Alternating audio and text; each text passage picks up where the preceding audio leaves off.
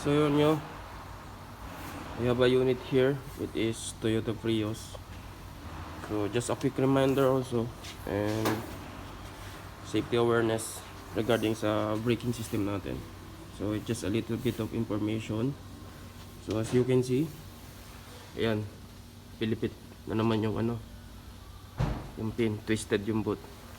So it might affect our braking system or braking effort. So hindi siya makapag-play ng maayos. Yan, once na tinapakan mo yung preno, yung piston gaganon, hatakin to.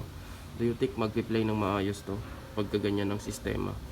So quick information lang to, maliit na bagay pero let's give them a choy. What do you call this? Choy. Attention. Be careful.